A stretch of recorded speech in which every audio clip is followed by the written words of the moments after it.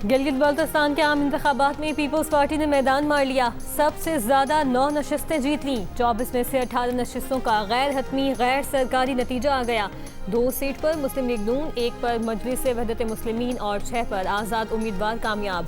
GBA 1 से peoples party के अमजद हुसैन जीत गए। GBA 3 गिलगित से आज़ाद उम्मीदवार सैयद सुहेल अब्बास जीत गए। GBA 4 नगर में पीपल्स पार्टी ने मैदान मार लिया। PP उम्मीदवार मोहम्मद अली अख्तर कामयाब। GBA 5 नगर में पीपल्स पार्टी के जुल्फ़िकार अली मुराद कामयाब। GBA 6 हुंजा से आज़ाद उम्मीदवार नेक नाम करीम जीत गए। GBA 7 स्कर्दू से पीपल्स पार्टी के सैयद तौक़ीर मेहदी फातेह करार। GBA 8 से स्कर्दू से मजलिस वहदत मुस्लिमीन के मोहम्मद काजिम जीत गए। स्कर्दू की नशिस्त GBA 9 से पीपल्स पार्टी के फ़िदा मोहम्मद नाशाद ने आज़ाद उम्मीदवार वज़ीर मोहम्मद सलीम को हरा दिया। हल्का GBA 10 स्कर्दू से पीपल्स पार्टी के नासिर अली खान जीत गए। हल्का GBA 11 खलमंग से पीपल्स पार्टी के इकबाल हुसैन हसन कामयाब। हल्का GBA 12 शिगर से पीपल्स पार्टी के इमरान नदीम कामयाब। GBA 16 दयामिर से आज़ाद उम्मीदवार सैयद इमाम मालिक जीत गए। GBA 19 गजर में पीपल्स पार्टी के सैयद जलाल शाह जीत गए। GBA 21 गजर से आज़ाद उम्मीदवार अमान अली जीत गए। घांचे के हल्के GBA 22 से मुस्लिम लीग नून के इब्राहिम सनाई जीत गए। GBA 23 घांचे से आज़ाद उम्मीदवार अनवर अली कामयाब। घांचे के हल्का GBA 24 से आज़ाद उम्मीदवार असद शफीक कामयाब हो गए। दीगर हल्कों के नताइज के लिए वोटों की गिनती जारी।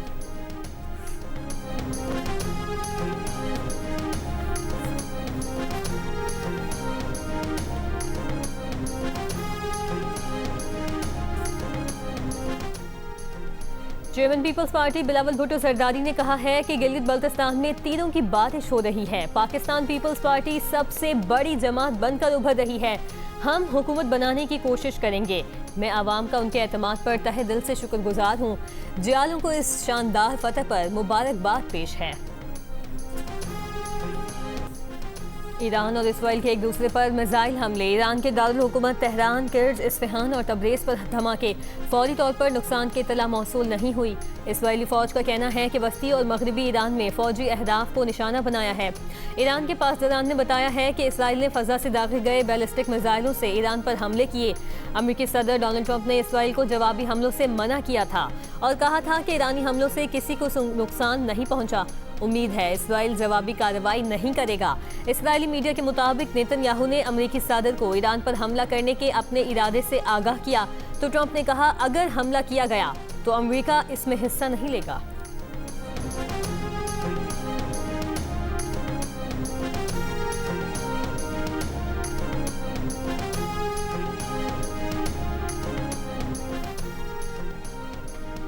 इसराइली हमलों से पहले ईरान ने रात इसराइल पर 10 बैलिस्टिक मिसाइल दागे।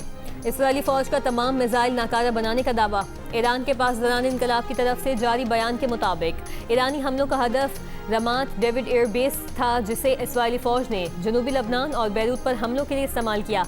लबनान ईरानी जज़ायर और जहाज़ों पर हमले करके इसराइल और अमेरिका मुसलसल जंगबंदी की खिलाफ वर्जी कर रहे हैं। सिलसिला ना रुका तो खित्ते में अमेरिका और इसराइली अहदाफ निशाना होंगे। मुशीर ईरानी सुप्रीम लीडर मोहसिन रज़ाई ने कहा, खबरदार किया था कि जंगबंदी की खिलाफ वर्जी और लबनान पर हमले बर्दाश्त नहीं किए जाएंगे। हमला आवरों को रात जवाब मिल गया। इससे पहले इसराइली लबनान में जंगबंदी मुआहदे की धज्जियां उड़ाते हुए बैरूत के इलाके जाहिया और सईदून शहर में फ़ज़ाई हमले किए थे।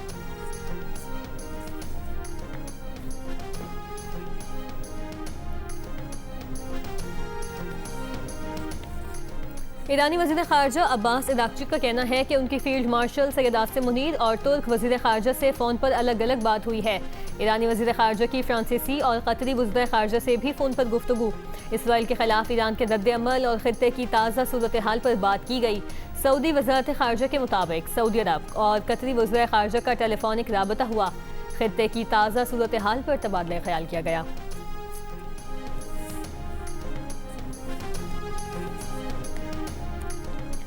ईरान के मगरबी हिस्से की फ़ज़ाई हुदूद गैर मुअय्यना मुद्दत तक बंद कर दी गई। इराक़ ने भी फ़ज़ाई हुदूद आर्जी तौर पर बंद कर दी। शाम ने जनूबी फ़ज़ाई हुदूद को 12 घंटों के लिए आर्जी तौर पर बंद कर दिया। दमिश्क एयरपोर्ट पर ऑपरेशन मुअत्तल कर दिया गया। मकबूजा बैतुल मक़दस में अमरीकी सिफारत खाने की अपने अमले और उनके अहले खाना को महफूज मकाम पर पनाह लेने की हिदायत।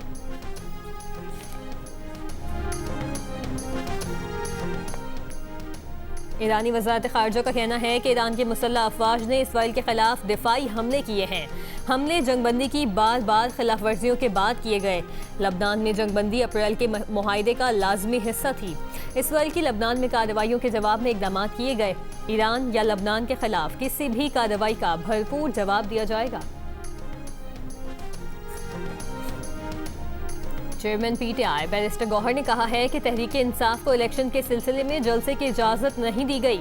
असद कैसर, सलमान अकरम राजा और दीगर को इलेक्शन मुहिम में नहीं जाने दिया गया, जबकि आइन कहता है कि इलेक्शन के लिए हर जगह जा सकते हैं। पीपल्स पार्टी वाले भी शिकायत कर रहे हैं कि इलेक्शन फ्री एंड फेयर नहीं हो रहे, फॉर्म 45 नहीं मिल रहा। प्रोग्राम नया पाकिस्तान में गुफ्तगू करते हुए बैरिस्टर गौहर ने कहा, हम सियासी लोग हैं, चाहते हैं आवाम को उनके हुकूक मिले और जमहूरियत मजबूत हो। रिलीफ न मिलने के बावजूद अदालतों में जा रहे हैं।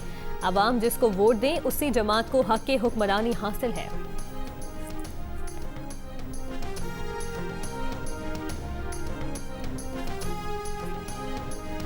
JUIF का गिलगित बल्तिस्तान इंतखाबात के नताइज पर तहफ़्फ़ुज़ात का इजहार। अब्दुल गफूर हैदरी ने कहा कि नताइज के ऐलान में ताख़ीर ने इंतखाबी अमल की साख मशकूक बना दी है। फॉर्म 45 से मुतालिक तहफ़्फ़ुज़ात इंतखाबी शफाफियत पर सवालिया निशान है। मैंडेट पर शब खून मारने की कोशिश काबिल कबूल नहीं। दारेल में JUI उम्मीदवार की जीत को हार में बदलने की कोशिश की गई। शफाफ इंतखाबात के बगैर आवाम का एतमाद बहाल नहीं हो सकता।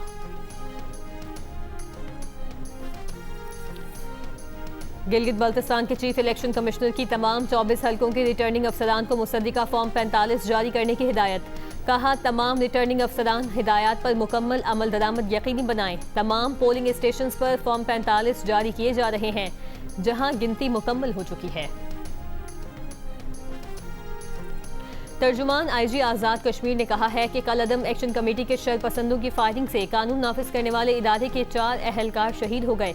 फायरिंग से 20 से ज़ायद पुलिस और सिक्योरिटी अहलकार जख्मी हो गए। IG आज़ाद जम्मू कश्मीर की कल अदम एक्शन कमेटी के शरपसंदों की फायरिंग की मजम्मत। कहा, कल अदम एक्शन कमेटी के शरपसंदों ने मनसूबाबंदी के साथ अहलकारों को निशाना बनाया।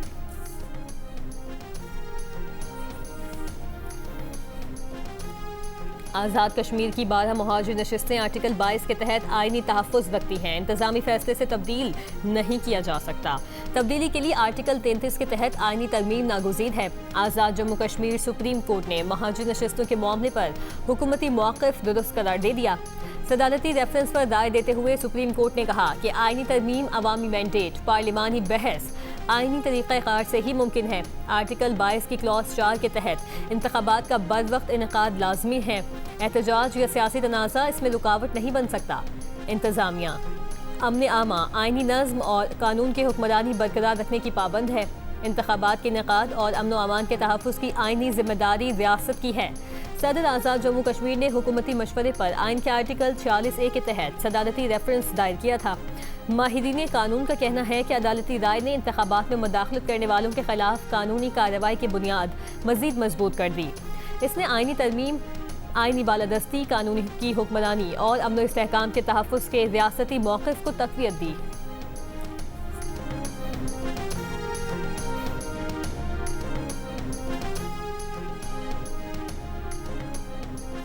आज़ाद कश्मीर में आज़ादाना और मुनसिफाना इंतखाबात को सबूताज़ करने की कोशिश की जा रही है। जॉइंट एक्शन कमेटी के साथ होने वाले मुआहदे की तमाम शिकों पर अमल किया गया, फिर भी उन्होंने सूरत हाल बिगाड़ने की कोशिश की।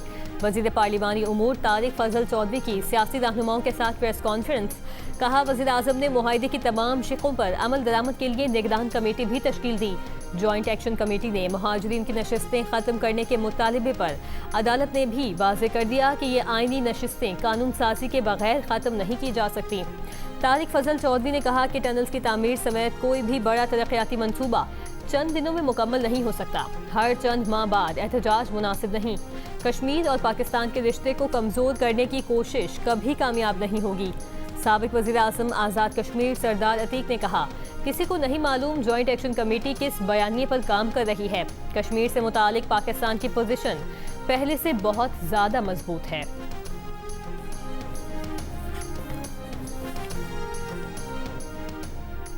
पीपल्स पार्टी के चेयरमैन बिलावल भुट्टो जरदारी का आज़ाद कश्मीर की सूरत हाल पर इजहार तशवीश। कहा, सियासी मामलात मुज़ाकरात के जरिए हल होने चाहिए। मसाइल का हल असम्बली के जरिए बातचीत से निकाला जाएगा। वो आज़ाद कश्मीर की सूरत हाल पर वज़ीर आज़म शहबाज शरीफ से मुलाकात करेंगे। पीपल्स पार्टी ने हमेशा कश्मीरियों के मसाइल के हल को तरजीह दी है। पीपल्स पार्टी आज़ाद कश्मीर के पार्लिमानी पार्टी के इजलास में अरकान ने हालिया सूरत हाल पर बिलावल को तजवीज़ दी।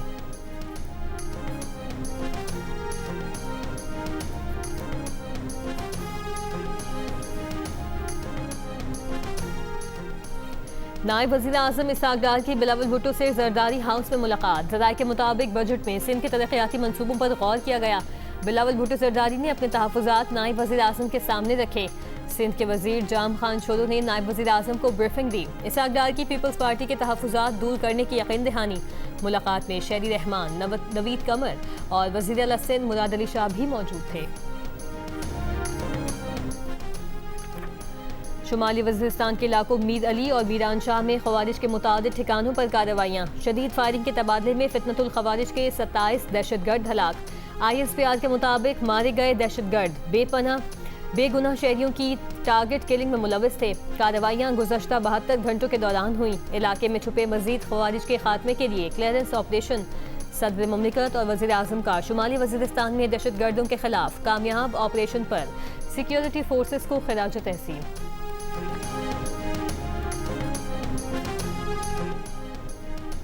कोयटा के सेंडीमन अस्पताल में तेजाब गर्दी का शिकार लेडी डॉक्टर का कराची में इंतहाई निगहदाश्त के वार्ड्स में ज़ेर इलाज। 10 रोज़ खुसूसी निगरानी के दौरान उनके जख्मों की सर्जिकल सफाई की जाएगी। वज़ीर आला बलूचिस्तान और तर्जुमान सिंध हुकूमत सादिया जावेद ने डॉक्टर महनूर की अयादत की। वज़ीर आला बलूचिस्तान के इलाज के लिए मुकम्मल ताउन की यकीन दहानी। कहा, ज़रूरत पड़ी तो दुनिया के किसी भी कोने में फेस सर्जरी के लिए ले जाएंगे। सादिया जावेद ने कहा कि सिंध हुकूमत डॉक्टर महनूर बलोच के इलाज में मुकम्मल सहूलतें फराहम करेगी। लेडी डॉक्टर की मदद करते हुए जख्मी होने वाले वार्ड बॉय अब्दुल रज़ाक का कोयटा में इलाज जारी। वज़ीर आला का जख्मी वार्ड बॉय के लिए सिविल अवार्ड का भी ऐलान। फ़ोन पर गुफ्तगू में इलाज में हर मुमकिन ताउन का भी यकीन दिलाया।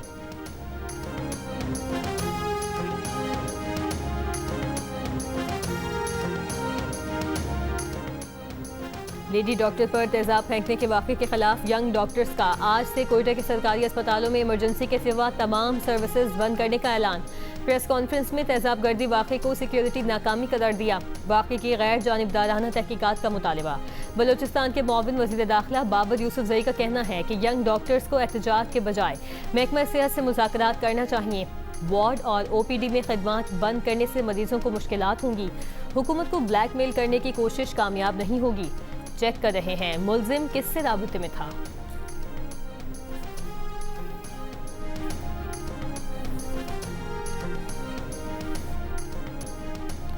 कराची जिले इंतजामिया की आराम बाग के करीब तजावुजात के खिलाफ कार्रवाई। मुख्तलिफ सामान जब्त करके 6 अफराद को हिरासत में ले लिया गया। असिस्टेंट कमिश्नर हाजिम भंगवाल का कहना है कि मेन रोड और सरकारी मकामात पर तजावुजात कायम किए गए थे। दुकानदारों को अपनी हुदूद में रहकर काम करने की हिदायत की है।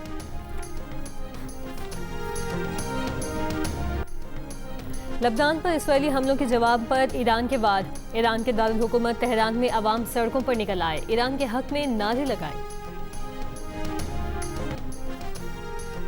अमेरिकी सदर ट्रंप का अमेरिकी टीवी चैनल की मेजबान से सख्त रवैया। इंटरव्यू के दौरान ट्रंप गुस्से में आ गए और अचानक इंटरव्यू छोड़कर चले गए। ट्रंप ने खातून सहाफ़ी और कई चैनल्स पर बदउनवानी के इल्जामात भी लगाए। टीवी मेजबान ने कैलिफोर्निया इंतखाबात में धांधली के दावे से मुतालिक सवाल किया था। फिलीपीन के जजीरे में 7.8 शिद्दत का ज़लज़ला। ज़लज़ले के बाद सुनामी वार्निंग जारी। इंडोनेशिया के शुमाल मशरक़ी साहिली इलाकों के लिए भी सुनामी वार्निंग जारी कर दी गई। सिखों के मुक़द्दस मकाम दरबार साहब पर हमले के 42 बरस मुकम्मल होने पर लंदन के ट्रिफाल्गर स्क्वायर पर भारत के खिलाफ फ्रीडम रैली। हज़ारों अफराद की शिरकत। रहनुमाओं का बरतानिया से सिखों को इंसाफ दिलाने का मुतालबा। फ्रीडम रैली के शुरका ने इस आज़म का इजहार किया कि वो खालिस्तान हासिल करके रहेंगे।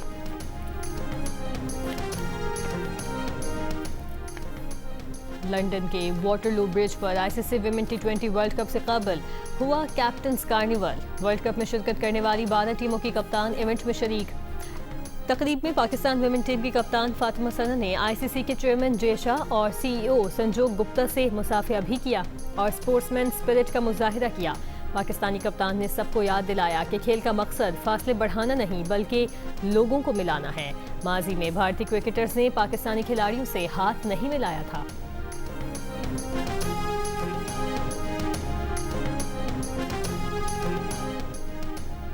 पाकिस्तान की विमेन क्रिकेट टीम की कप्तान फातिमा सना का कहना है कि विमेन T20 वर्ल्ड कप में तवक्को है कि अच्छी कारकर्दगी पेश करेंगे। लंदन में जियो न्यूज से कैप्टन्स कार्निवल की तकरीब के दौरान खुसूसी गुफ्तगू करते हुए फातिमा सना का कहना था कि इवेंट का बेचैनी से इंतजार है। वर्ल्ड कप से कबल वार्म अप मैच से खिलाड़ियों को कंडीशन से हम आहंग होने का मौका मिलेगा। तमाम खिलाड़ी पुरएतमाद और उम्दा परफॉर्मेंस के लिए तैयार हैं।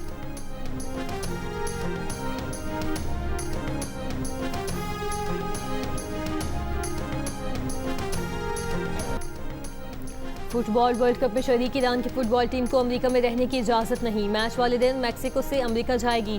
मैच खेलकर वापस मैक्सिको पहुंचेगी। ईरानी टीम अपने ट्रेनिंग बेस कैंप मैक्सिको शहर तिजुना पहुंच गई। ईरान के मैच अमेरिकी शहरों लॉस एंजल्स और सेटल में होंगे। तिजुना से लॉस एंजल्स की परवाज 45 मिनट से 1 घंटे की और सेटल की परवाज 5.5 घंटे की दूरी पर है। ईरान का पहला मैच 15 जून को न्यूजीलैंड से होगा। ईरान की टीम 3 रोज पहले अमेरिका के वीजे जारी किए गए थे, लेकिन ईरान के फुटबॉल फेडरेशन के सरबराह मेहदी ताज और दीगर कई अहम अरकान अब तक वीजे से महरूम हैं।